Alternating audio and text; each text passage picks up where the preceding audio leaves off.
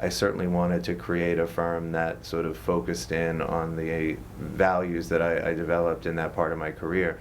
And so compassion, integrity, client service, not sort of trying to fit that one size cookie cutter mold that so many large firms seek to create.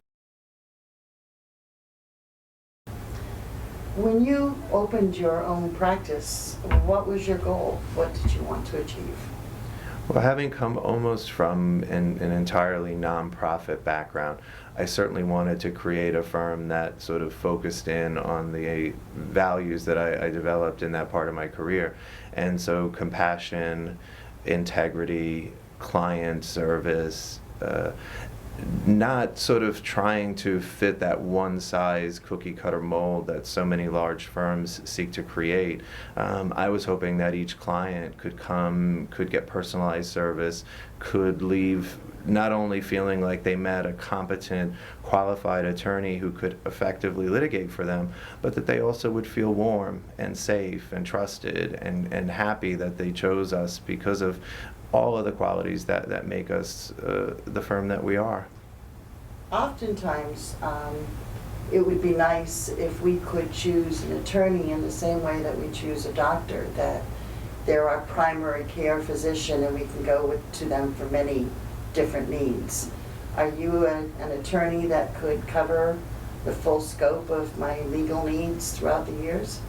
I think that's such a wonderful question because my healthcare background teaches me that when someone needs help, they typically want to come to one person. And while that one person may not always have every skill that they may need, if that one person has an adequate base of knowledge and professionalism, very often they provide the right place to go to determine what's next. So for example, someone may come to me with a criminal issue. And while we don't practice criminal law, we're certainly equipped to ask them the questions that we need to understand in order to put them in the best direction to be protected. And I think that's pretty much universal for all the areas of law. So I see our firm, and that was probably one of the other key aspects of who we are, as sort of the one-stop shop. When our clients have a legal issue, whatever that legal issue is, I want them to pick up the phone and call us and know that whether we're the firm that's going to represent them or the firm that's going to refer them, we're going to have an answer for them. And when they're done with us, they're going to have options and choices that will hopefully make their legal decisions and legal choices the best ones possible. Are you accessible to your clients?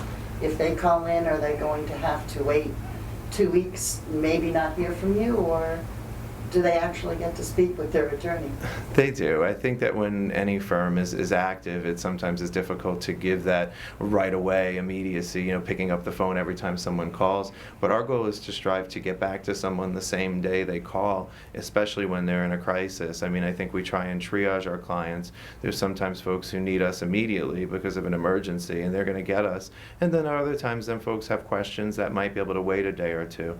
But I think we pride ourselves on the fact that unlike most other firms, our clients do have access. They have access to me, they have access to our staff, they have access to our electronic resources online, and they have access to just a whole wide range of support services that we provide for them.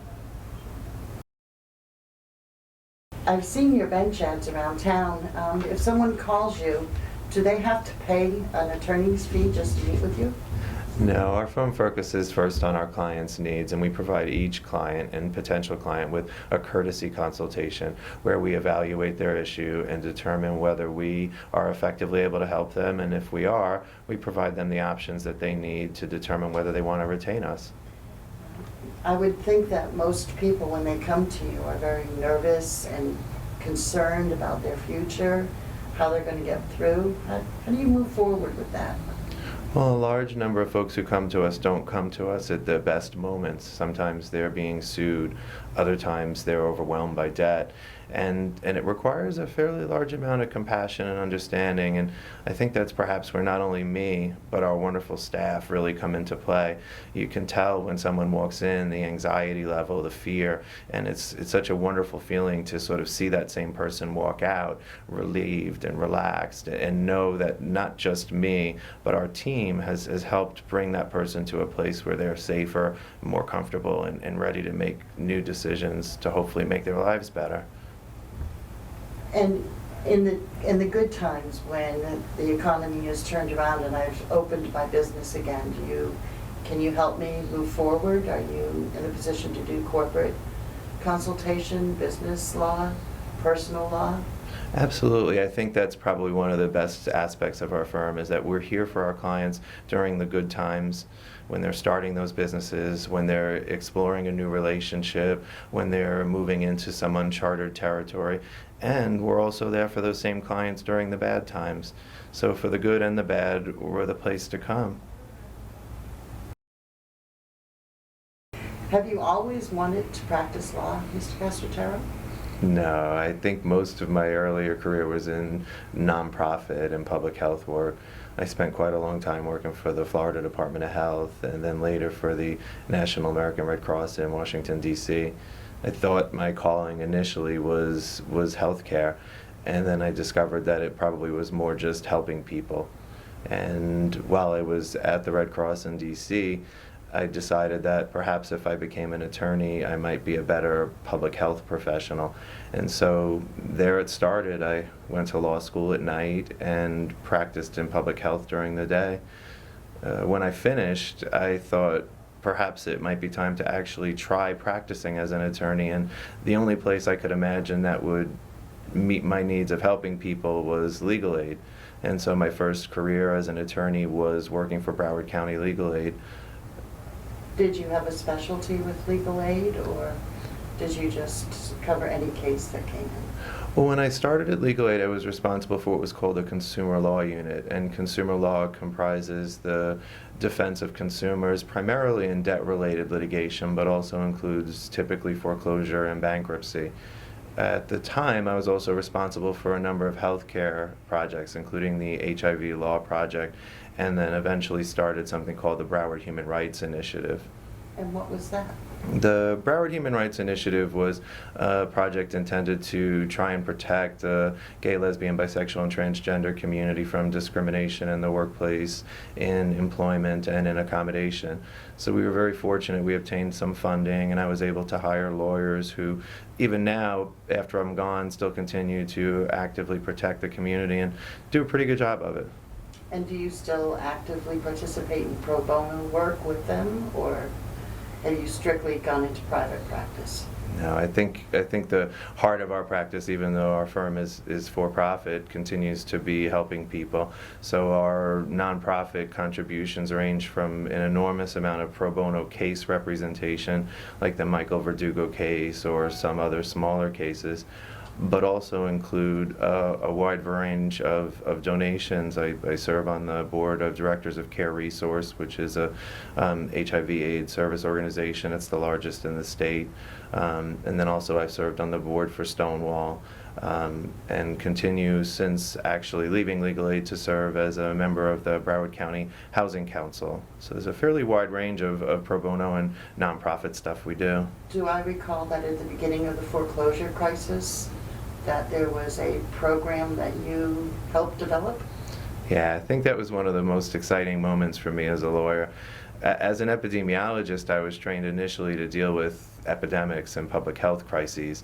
Well, as an attorney, when the foreclosure crisis started to emerge, it was quite a different situation, but yet seemed to share some of the same common attributes. Lots of people being hurt, lots of cases happening very, very quickly, and a system not properly equipped to respond.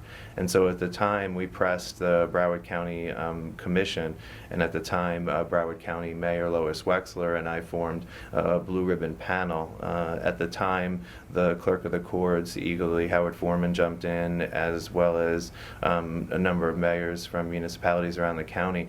It was actually the Blue Ribbon Foreclosure Task Force that really resulted in a number of substantive changes to the foreclosure process in Broward County and across the state, and ultimately led to what was a voter referendum to create the Broward County Housing Council, which is now a quasi-elected body to facilitate housing issues for the community.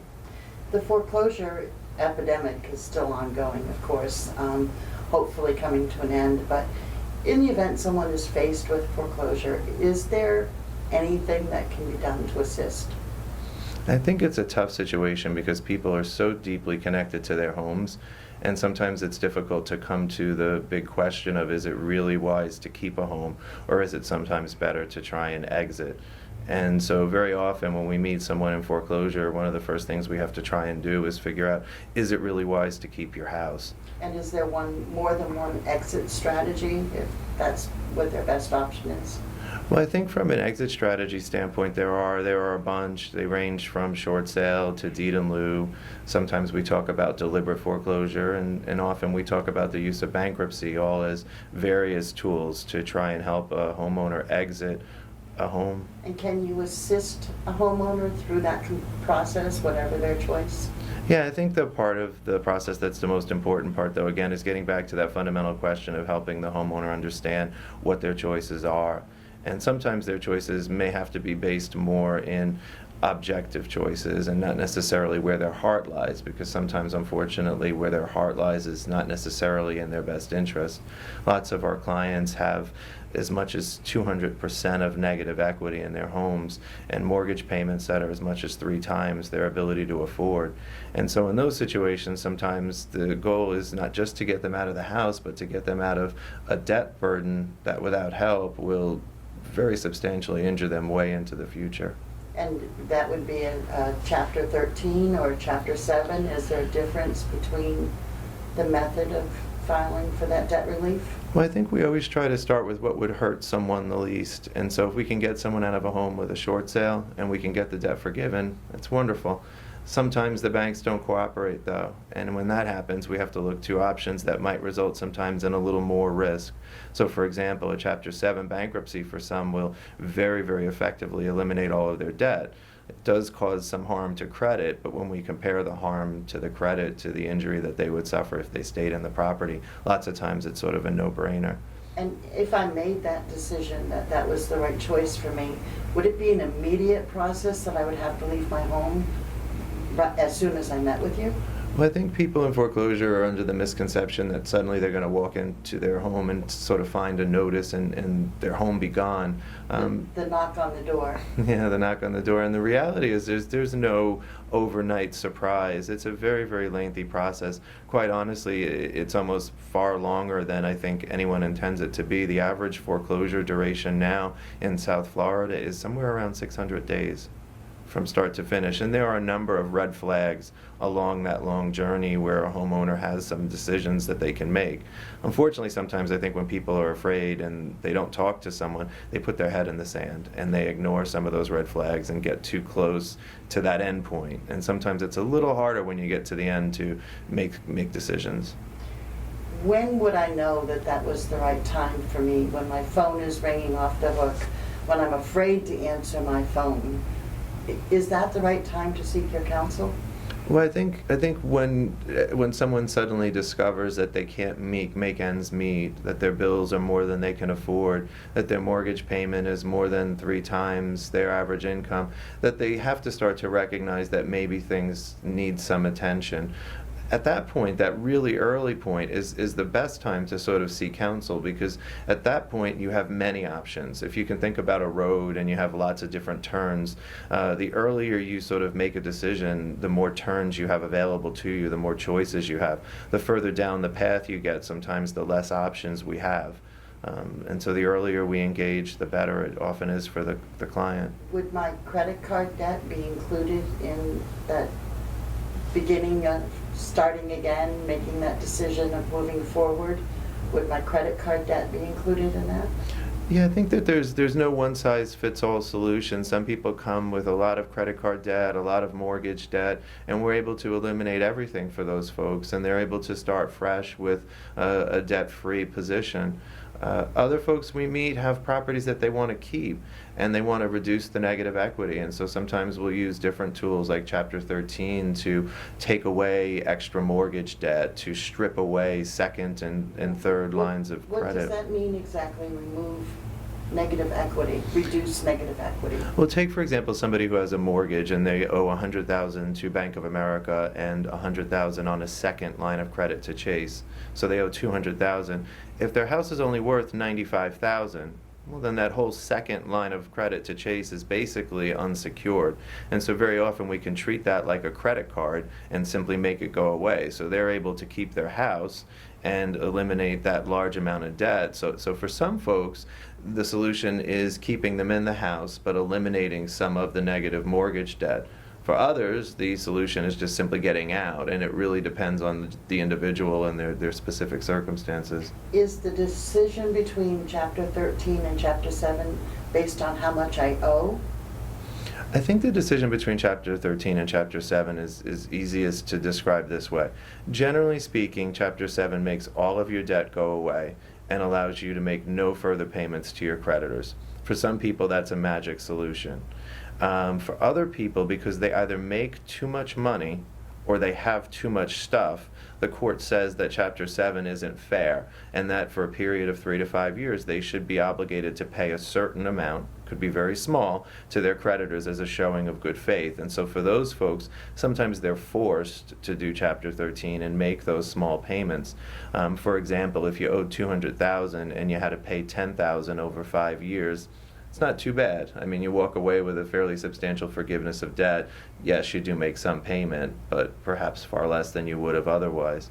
I think for Chapter 13, for some, it's a very, very powerful tool. If you have multiple properties, sometimes it allows us to eliminate a ton of debt and still keep the properties.